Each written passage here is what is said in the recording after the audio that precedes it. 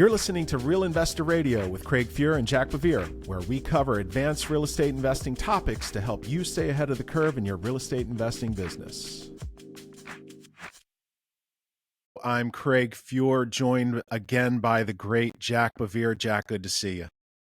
Good morning, sir. How you doing? Man, I am well today.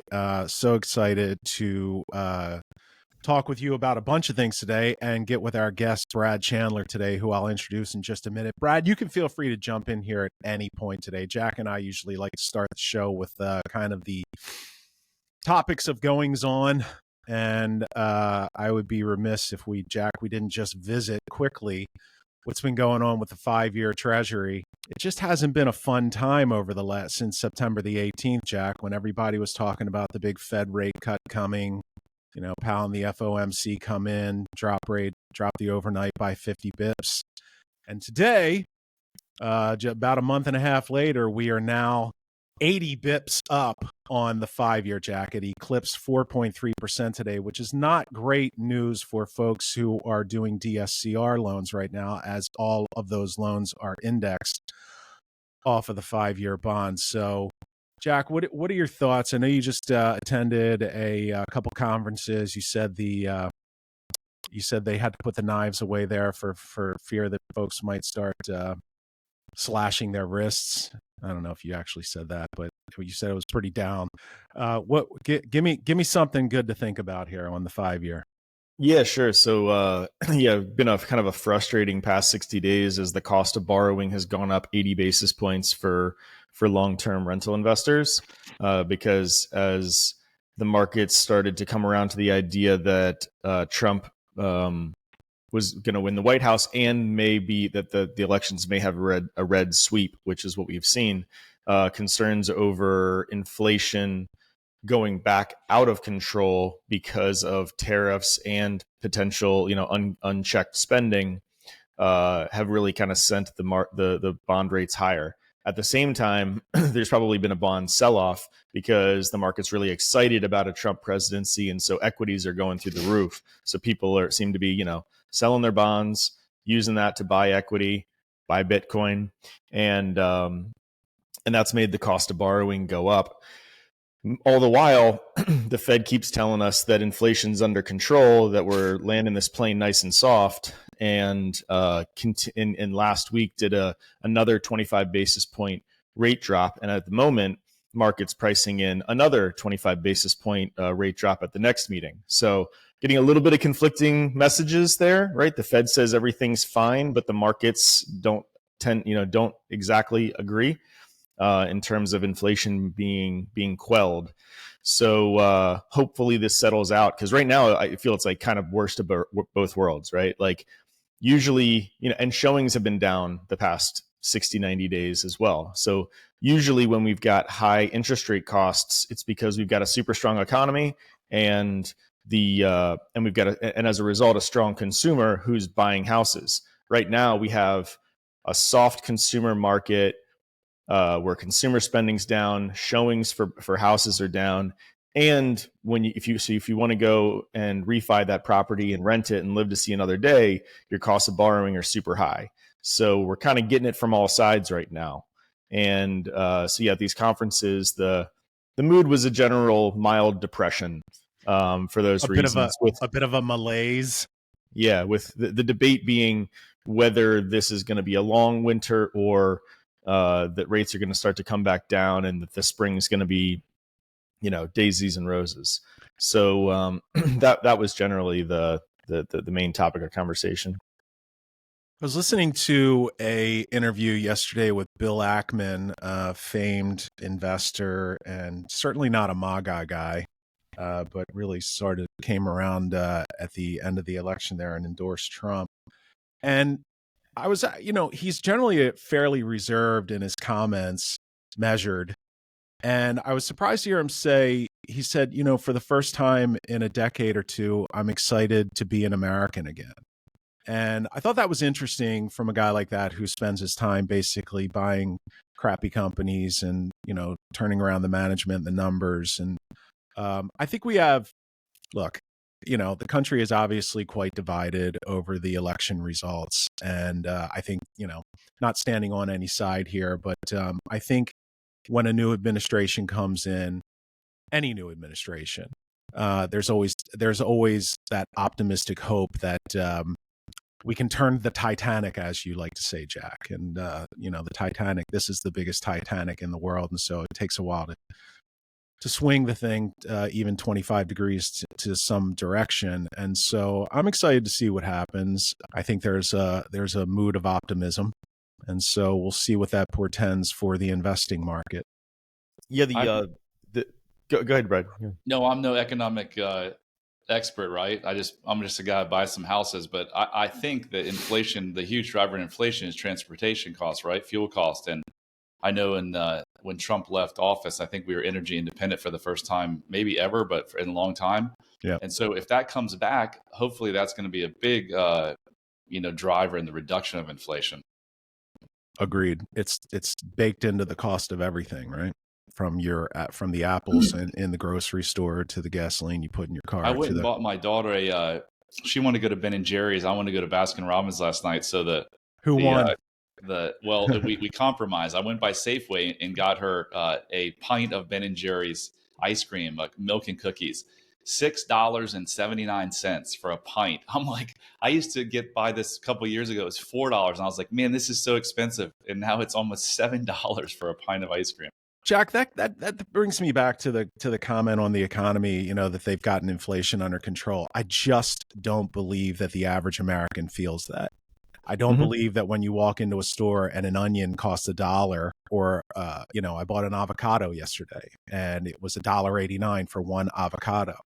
And so I just don't believe that the average American feels that we've got inflation under control and this thing's going to come in for a smooth landing. In fact, I think most people are predicting a recession next year. I've read countless stories on that. I don't know how you come out of one of the strongest yield inversions ever.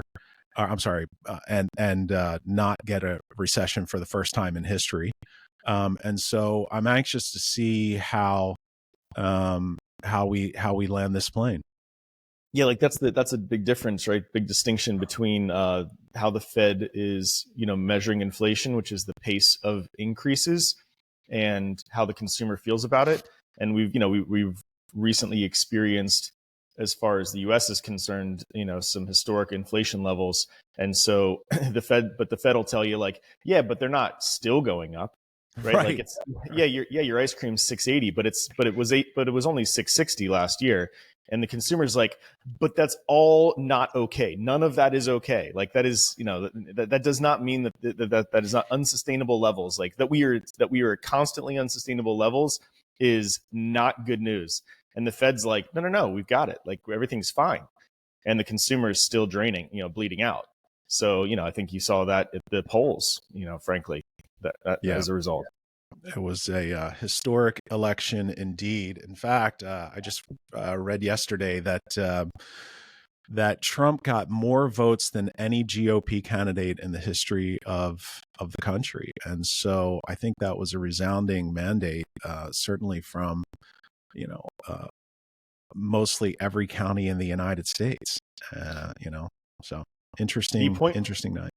So the appointments that have just started to be announced, the nominations are really like very, very interesting, right? Like I think to your point of if you're a Trump policy person, I think everyone agrees we're gonna see some real changes. Like you don't put this cast on the bench and expect business as usual. This is an anything but business as usual cast of characters that he's putting up, that he's nominating for his cabinet posts. If you're a Trump policy guy, you've got some optimism right now that he's going to come in here, guns blazing on day one. Quick comment on that. Everybody, all the political pundits have been saying that we need this new era of, young and vibrant energy. And as I look at the ages of most of the people that he's already appointed for nomination, I think the average age is like 42. Matt Gaetz is 44. I think the Secretary of Defense, Hegseth, I think he's like 40. Elon and Vivek are both 39, 40 years old. So there's a lot of young, vibrant energy. I think a guy like Matt Gaetz knows where all the bodies are buried, and he's probably one of the only guys in all of Congress that takes no PAC money whatsoever. So he's not really owned by anyone. It should be an interesting time at the DOJ. It's gonna be. That guy is like he's like a flamethrower.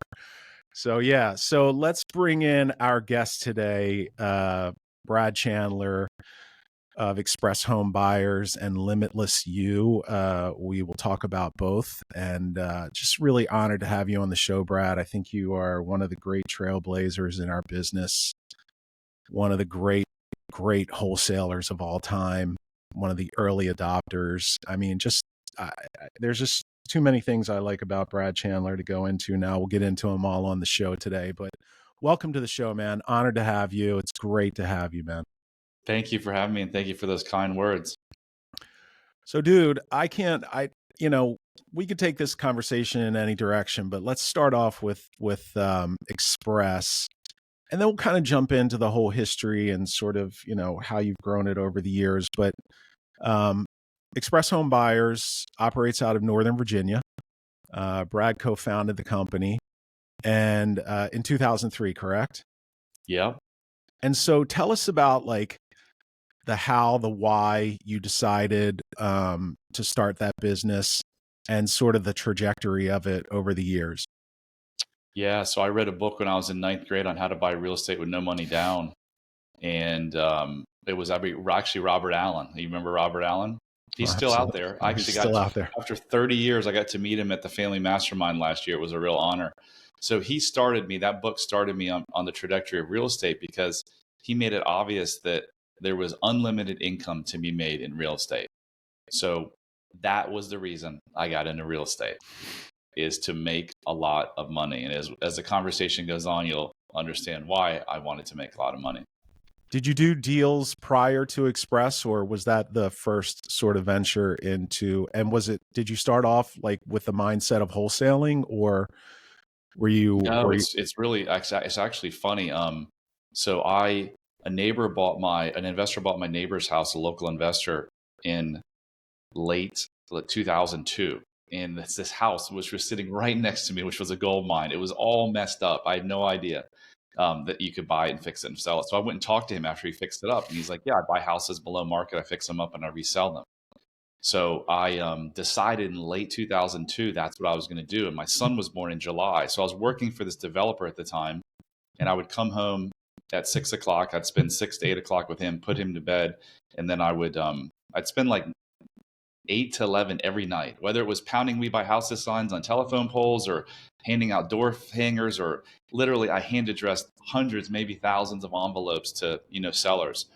And it took me, I decided in December of 2003, December of 2002, I was going to do this. It wasn't until July of 2003, I bought my first house. But I worked really hard and I kept going to these meetings, these RIA meetings, and I saw these wholesalers and I saw these investors, and the wholesalers would hold up their checks, and you talk about, making $5,000, because that's what a good wholesale fee was back in 2003. And so my mind went to, this is my ego, went to, wholesalers are the uneducated. Wholesalers are the ones who don't have any money and they need to do this. I can go raise some money. The smart people rehab houses. So let me finish the story and then I'll get back to the rehabbing. We didn't start wholesaling until 2017 because I thought you couldn't make any money in wholesaling. I thought it was a small fees. So I bought my first house in July. I bought 6 houses in July and August because of my efforts. It was like a snowball. Mm-hmm. And then in October, I went to my boss at the time and I said, I quit. And I came home and I told my wife at the time, I just quit and I'm starting Express Home Buyers. And she's like, have you lost your mind? We have a newborn and I have 2 kids. Like you're the sole provider. You're supporting them and you just quit. I didn't even tell her. I was like, yes, it'll be fine. And we're not still married, but it was all fine because here we are 20 something years later and 4,500 flips. So yeah, that was my story. So when you first started off, the snowball got going, were you just doing like direct mail, postcards? What were you doing to get the phone ringing? I I had a negative $80,000 net worth from University of Wisconsin MBA, so I didn't have a lot of money. So I was doing everything that didn't cost money, which is or little money, which is the We Buy Houses signs, the direct mail, the door hangers, and then just networking. My first really good deal was a house that I found on a Yahoo listserv. If you're 20 something listening to this, you're like, what the hell is he talking about? There used to be listservs where if you wanted real estate investment, it was basically just it was almost like a text group, but an email group. And so I made this lady an offer on this 4 bedroom house in Manassas Park in March of that year. Because remember, I started doing in December. So in March, I made her an offer. It was way too high, but I didn't know. And then in July, I just kept in touch with her agent. And her agent called me and she goes, well, since you're a foreclosure expert, I called you because she's 5 days away from foreclosure. I'm like, oh, no problem. I can handle that. I hung up the phone. I'm like, oh my God, what have I got myself into? So I called the guy that I kept in touch with. I'm a master networker that bought my neighbor's house, John Peterson. You may know him, local investor. And he's run a RIA group for like 25 years. Ernie Kessler, I don't know if that name is an old timer. Sure. So he and Ernie were partners, and then Ernie passed away and he took over. So I called him and he goes, oh, here's all you have to do, Brad. He goes, if you don't have any money, just give her a couple $1,000s, put the house in a land trust, take it subject to. And I'm like, those words back then were like, what the hell did you just say? Speaking in a foreign language. Oh, I had no idea what he was talking about, but somehow I pulled it off. And I think I made like $43,000 on that house. It's crazy. Yeah. And 6 months later, 6 months prior to that, my job was paying me $60,000 a year. So I made $43,000 on a house. And I'm like, whoa, I just put like 5 or 10 hours into this. I made $43,000. So I was like, I got to get a little bit of money in the bank. So I think I saved up like 60 grand. And then I had 60 grand in the bank in October. I still had the $80,000 worth of debt, but I had 60 grand. So I felt rich. And that's when I quit and moved forward. Did that Jack and I get you off the couch at home from sleeping on the couch? That payday. I was never on the couch. She guest bedroom. That's good. That's good. He was in the guest bedroom, Jack. Yeah. Jack, do you remember the very first house you ever bought with Dominion? Can you go back that far? Come on. Man. I remember I remember my mistakes. I remember my early mistake. I remember the first contract I had to default on because I screwed up. But I can't remember the first house actually. The losses are easier to remember than the wins, you know? One of the things I never had a chance to ask you, Jack, was, Dominion Properties buys quite a few houses at the courthouse steps. And back when I worked with Jack in 2015-16, I remember Jack would come into his office every single morning. He would go through all of the auctions in every county. And it was just like, you went out and took some pictures. Like, you were never inside of any of those houses that you bid on at the steps, pretty much, right, Jack? Well, no, we did a fair amount of breaking and entering, but fortunately, for the law never got any trouble listening, with it. right? Yeah, right. But yeah, you do a lot of bidding. How many of those do you think, like, percentage wise, that like maybe paid too much? Just looking at the exterior pictures, like, was it always pretty safe, or do you feel like you overpaid in too many instances? I mean, it's like a mining operation, right? So like, and you're gambling, right? You're gambling based off of interior condition, based off all the clues. So you're putting together, doing drive-by of a house and trying to put a narrative together in your head based off of what you see on the outside. Like, is this an original grandma house? Was this a DIY renovation back in 2006 that's finally defaulted? Is a tenant occupied, out of town landlord? You put all these narratives in your head when you're looking at the outside to try to guess at what the interior condition might be. And sometimes you're wrong, right? You get inside and then you realize there's a roof leak, and turns out, hey, there was a roof leak right in the very middle of the house, and you can see up to the sky. And even though there's vinyl replacement windows and landlord, brand new condenser outside. Yeah. Right. So, I mean, sometimes you gamble and lose, but I think that was kind of the idea behind the mentality behind buying houses based off of exterior only, is that you want to make sure that you're winning more than you're losing, but you need to just be okay with losing from time to time, because otherwise you'll be too conservative and you won't buy anything. Right. So walking that line that's the art of it. So one of the things that we don't get a big chance to do here on the show is kind of get the trajectory and the whole story of the, from then till now. And that's one of the things I'm most excited to talk to you about today, Brad, is, so you buy the first one, you get 6 more under contract, you're off and running. How's that first year go for you? So in October, I met my partner. So I was looking for a partner this whole time, but man, there's a lot of shady people in this business. I mean, I can remember you talk about the mistakes. I can remember talking to some partners, and one of the partners, my potential partners, brought me this house deal, and it was like his aunt.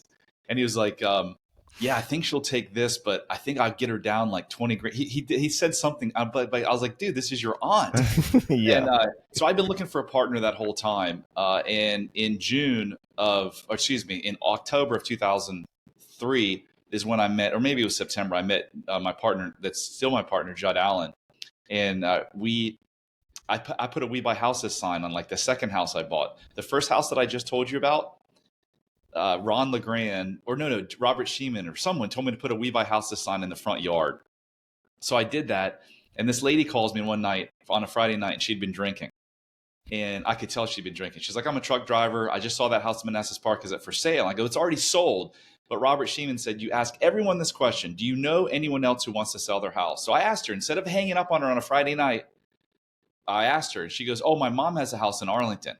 In South Arlington, she wants to sell it. I go, how much is it? She's like, it's a 3-bedroom, 2-bath brick rambler. She lives in North Carolina. It's vacant. I was like, how much does she want? She goes, I think she wants $220,000, but I think I can get her down. This is her mom. So she calls me back and she goes, yeah, she'll sell it for 185. 185 in Arlington. Even then, I was just like, oh, I've got something. So that house, I put a We Buy Houses sign. So Judd lives in that neighborhood. And he's like, I can't believe you can buy houses in my neighborhood. He's like, I thought you could only buy houses like this in Woodbridge. So he just cold calls me. We go to Edie's, this Latino chicken and steak place that has the best chicken freaking sandwiches in the world. And over lunch, he had a couple $1,000 and I had zero. And I told him my plan to be this national home buying company, and I wanted to run TV advertising, and I needed money, and I wanted a quality life. So we formed a partnership. So our partnership actually started in October. So that first year, your question, it was chaotic. It was, we were both doing the same exact roles. And a couple months into it, I came in and I was like, why are we doing this? Like, hang on, let me handle the acquisitions. You handle the construction and the finance. And that's how it's kind of been for 22 years. He still kind of runs, I don't do a whole lot now, but he still kind of is on the construction and finance. And then we just started hiring, just like any company. We hired an admin, was our first hire, I think. And then when I got too busy, I hired a home buying specialist. And we were terrible at it, but we started writing systems and processes. You're one of the first guys I know who started doing television ads. What year was that? And, what was your experience there, man? Because my whole theory on wholesaling is that it's just a big marketing operation, right? It's marketing and follow up, marketing and follow up, marketing and follow up. And I think you've really perfected that, but it couldn't have been, it had to be a little rocky at the start, and it had to be a massive gamble on your part to be, I'm going to put a massive chunk of budget down per month on television ads. It really wasn't, because I'm glad to be wrong. Thank you. We didn't have any money. Literally, he had $10,000 to his name because he had done he actually started a couple months prior to me. He's the guy that actually showed up. He took some real estate program. He didn't even go to a title company to close his first deal. He literally drafted the deed in a library. So yeah, that's Judd. So no, we didn't have any money. I can remember literally buying spots for $15 a spot back in 2003 or early 2004. So we probably started, my experience was, my father in 1980, was an attorney, and he went to his 2 partners, and somehow he had the idea to TV advertise. And his 2 partners looked at him and said, you can't TV advertise in the legal business. That is completely unethical. Like, it's like an ambulance chaser. And he's like, screw you. So he went and found 2 partners, Jerry Franklin and Wayne O'Brien. And he started this law firm, Chandler, Franklin, and O'Brien. And in the early 80s, he started advertising, and he built a very successful practice on TV advertising. So I thought, hell, I've never, ever seen a TV commercial for selling your house. My dad's been doing it for years. I'm going to call this small little shop that does his stuff in Harrisonburg, Virginia. For $1,200, they created the jingle. Maybe the best $1,200 I ever spent in my life. Express Home Buyers will buy your house in 7 days. $1,200. That jingle, if you ask 10 people in DC Metro, I bet you 6, 7, 8 of them will sing that jingle for you. So no, it was overnight spots. Some of them we got for $10, $5, and we probably started with like a $2,000 budget. Now, could you do that now in DC, the Metro, or any major metro? No, you're probably looking at a minimum of $15,000, $20,000 a month. Yeah. So what year was it that you decided to do the television? 2003. Oh, so this started happening very, very quickly for you. It happened quickly. Like, I'm like, let's go. You got $10,000. I'm calling the station. Let's go. I think that was so early, right? Like, when did you start to see other competitors get on TV? I remember when you and I met, like, whatever it was, like 2012, 11, something like there. Like, we were like, you're on TV. Like, we were just starting to think about do direct mail just because we lived off the courthouse for so long. And we're like, these guys are on television already. Like, holy shit. Yeah, I can't remember, to be candid with you. I think one of the local competitors probably started around the same time, but then we didn't see another one for, a decade. I don't know. Yeah.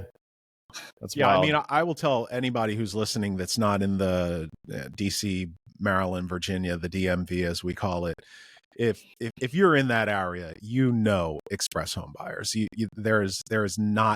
not going to not know Express Home Buyers, to your credit, Brad. And so the crazy thing is, and Jack, no one would love this more than you, because it's always, Jack will start anything small and build it into something big. And your persistence is incredible. But it's never stopped. You've never stopped advertising on television since then, have you? We never have. I mean, look, actually, let me take that back. In the 2008 crash, we stopped because we didn't have to. In 2000, in February of 2010, I think, we bought 24 houses without spending a dime in marketing, and we bought them all off MLS, bank-owned properties. Sure. It was like shooting fish in a barrel back then. But it wasn't long that we were off. And even when we were off, people would call us and they'd be like, oh, I just saw you on TV. And they'd sing our jingle. And we didn't say this, but we're like, no, we haven't been on TV in like 9 months. That persistence in marketing is so important though, right? Like you said, it's harder today to start from scratch, but it's always hard to start from scratch, right? And most people give up within the first 6 months, 95% give up in the first 2 years. And then, the remaining 5% of the ones that are still left standing after 5 or 10 years, or in your case, 20 plus years. Yeah, it's always hard. Business is hard. I mean, just is. You guys know this. So when do things really start to take off for you, and now it's becoming like this unwieldy machine that has to be fed? And what did the ad spend get up to? Oh, just the marketing budget. Years later, hundreds of thousands. Per month. I remember in 2005, the first 5 months of 2005, we, on paper, netted like $1.5 million. And so my ego was like, shit, these people in this business are dumb. They don't know what they're doing. I'm going to be retired here soon. And then in the summer of 2005, we bought 3 development deals and ended up costing us $3 million that we lost. And one of them took us like 10 years to extract ourselves from. So that was completely new for you guys. You had never done anything like that before. Never done anything. I mean, look, in hindsight, it's tied into why I said I wanted to make a lot of money, because my childhood, the meanings I placed on the events from my childhood my subconscious told me that I wasn't enough. And then I wasn't worthy. I needed to prove it. So I thought money was the way to do that. My dad showed his love through money. And there was a lot of turmoil around money in my family growing up. So I thought that, I had to make a lot of money. And so why in the summer of 2005 did I get into 3 development deals? It was 100% my past childhood shit. It was a house in North Arlington that we could have looked at a title report in 15 minutes and said, we can't subdivide this house. We lost $934,000 there. And then we bought 2 multi-units. One, we were just like, oh, we'll just put another level on it. We literally bought the house saying we'll put another level on it without even checking with zoning. And zoning's like, oh, no, you're not. And then we bought a 6-unit in Adams Morgan to convert it to condos, all in like 2 months. And again, looking back, they were all driven by, if you can make this work, if you can even make more, then you'll be worthy. But when you have this underlying limiting belief that so many human beings have that we're not enough, it doesn't matter if you have $10, $1 million, or $100 million in the bank. It doesn't affect that at all. Yeah. And once you can heal that, which I've been able to do in the last 3 years, then the chances of you making money actually go up, because you're not making money to make yourself feel better. You're making money because you have a purpose or you're trying to impact someone. You know, when you and I met 2017-ish, I think it was, around there, I saw a lot of that in you. You know, I don't think you would verbalize it back then, but I did see a lot of that. There was this guy who wanted to be the CEO, or sort of the owner of the company, hire a CEO to take care of the day-to-day, and, you know, to be on, so that you could be out on your private plane and your big yacht. And it felt like this sort of endless search to find that person, when in fact, I'm not sure anybody would have done the right job for you back then. For sure, endless search was the key there. You will search the rest of your life if you think that something outside of yourself is going to bring you joy, peace, or happiness. It won't. And so many people hear this and be like, well, you've got money, so it's easy to say, no, in this situation, I'm 100% right. I don't have to be right. You can keep living your life the way you are. But man, do I see it everywhere, especially in the real estate business. These guys get into this business. They don't care about real estate. I never cared about real estate. What I cared about was making a bunch of money. And they think that by making a bunch of money, it's going to change things. It might change things, but not in the way that you think it's going to change them. You're not going to ever find this peace and inner happiness and joy from looking at, and I looked at everything outside. I used to use marijuana on a regular basis. I used to drink on a regular basis. You know, my 2 marriages didn't work. I had kids with behavioral problems, all as a result of this inner turmoil. And I kept searching for all the answers outside. The yacht, buying a yacht when I never even owned a boat in my life. And 60 days later, taking it to the Bahamas, I tried to get it there. And I didn't even know how to read a chart. Like, but I thought, I didn't wake up and say, let me go buy a yacht because I'll feel better. But my subconscious mind that drives 95% of our behavior was telling me, if you go buy this and go up and down the coast with some pretty girls and take some pictures, people are going to really think you're something and you're going to feel better about yourself. Well, guess what? You don't. So I want to keep getting into that, but you know, I've been to your offices at Express Home Buyers a lot, and just get back to that quickly. You know, Express Home Buyers there are a lot of wholesalers in this country. You know, we touched on it earlier in the episode, where, you know, I think there's this sort of mindset that, or at least there was, that wholesaling was sort of the first rung of the real estate investing ladder. You know, attend some seminar on a weekend and you can become a wholesaler with next to no money. I think that a lot of that has changed just through the maturation of the industry. But what you grew there was something really, frankly, unique. From the marketing that you did, I think you're a marketing genius, and through you know, just your vision. You know, Express Home Buyers is in a Class A office space in Northern Virginia. You have a lovely office there. The work that you guys do there with the processes and everything that you put in place is truly top notch. And so one of the questions I had was, when did you really, like, when it's really humming, you know, how many leads are you guys generating a month? You know, what's your conversion rate on that kind of stuff? I think it's interesting to talk about that for guys that are listening who want to scale their wholesaling business. I mean, anywhere from 300 to 500 leads, and you know, we convert. I mean, look, we've been in business for 22 years, right? 1 out of 8 to 10 appointments leads to appointments or contracts, and I mean, it's probably been, I don't even know, because we had Infusionsoft for a long time. That's a CRM, and it was so bad that we didn't even track much stuff. But it probably like goes up to 20 leads per contract. Jack, how does that compare with what Dominion Properties is doing? Yeah, it's super similar. Yeah, it's 1 in 8 to 10 appointments ends up in a contract, and then you hope the thing gets to settlement. Yeah. if there's not some estate issue or title issue. Yeah, it's almost the same. What are you seeing right now, Brad, in the market in Northern Virginia and the areas that you're in? I mean, Terms it's of yeah. buyers, showings, prices. Yeah, we haven't seen anything in prices come down yet, but I just went to the office for the first time yesterday in like 8 months. Nice. And they said things are starting to sit. The prices haven't come down yet, but things, listed properties are sitting longer than they were 2 months ago. Yeah, for the folks that are listening, we'd love to hear comments on what you're seeing in your local markets as well. We're definitely seeing some softening, Jack. What are you seeing right now? Yeah, likewise. The showing activity for retail properties really started to dry up 60, 75 days ago. And so stuff's building up on the MLS, which is actually interestingly made for some. We bought a couple off the MLS recently, which was the first time in 5 years, 6 years that we've been able to do that. But it also means that the wholesale market is a little thinner, right? Because retail or flipping investors are seeing that. They're seeing their own inventory build up a little bit, or seeing that they only got one offer instead of three.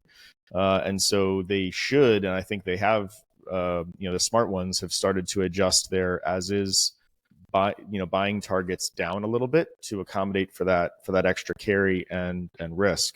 So I'm feeling that the as is market has gotten less liquid over the past 60 days as well, which is leading me to one, I'm getting out of some stuff as opposed to happy to get my deposit back on certain buys, because, we thought we were going to be able to wholesale it for 10, 15 up. And now we're put it out there and it's like, you want your deposit back and someone step in your shoes. And that's happening from time to time. So I feel a little bit of a slide right now in as is pricing because of that. There's a lot of folks though who think that this is the worst of it, and that the spring is going to be great, and that we're all making a mistake because, what you should be leaning in right now, right? Like the concern that I have, smart investors smell blood, right? When people start talking like I'm talking, and sometimes they're right. And they, you lean in those situations. So I understand that perspective for sure. Are you seeing less competition, Jack, in terms of other investors? Hardly, right? Like it feels like everyone's dropped their prices a little bit on the as is side, or like taking a step back, and they're doing less because they're not recycling their money as quickly. So they're all still there. Like when we go to, you mentioned the courthouse, like we've gone to the courthouse every day for the past, 20, 22 years, but there's still 15, 20 people there. And a lot of stuff is going well over our buy numbers still. So it's not like we've seen competition fall out. It's just like everyone's just on a relative basis a little weaker, a little more timid than they used to be, but they're all still there. So you're not getting you're not hitting doubles. Everyone's still happy with a stand-up single is for the most part what I'm seeing. Yeah. Man, Brad, I really want to jump into what you're passionate about now. For some who are listening, it might get a little, touchy-feely, but I feel like, between the three of us, we've met a lot of guys and gals over the last 20 years of being in the business. And if you're perceptive enough and you really listen to people, I think you'll find where the real cracks are without them even telling you. And I just think there's a lot of guys out there who have these very large egos that are being fed by something other than, their love of real estate. And what they find is that exactly what you just said, no matter how big the business gets or how much money they tend to put in their pockets, they're still equally as unhappy, if not even more than they were when they started. Truth be told, I'm probably one of them. And so what I'd like to do, Jack, if we could, is end this episode here, maybe jump into another quick one and talk to Brad about what he's been doing on from a lifestyle coaching front that I think is pretty badly needed, not only in our industry, but in others. And so why don't we go ahead and end this episode of Real Investor Radio right here with Jack BeVier and Brad Chandler. And we'll jump into the next one and talk about how Brad is still running Express Home Buyers, but has also transitioned into a pretty new and cool role. We'll see you on the next one.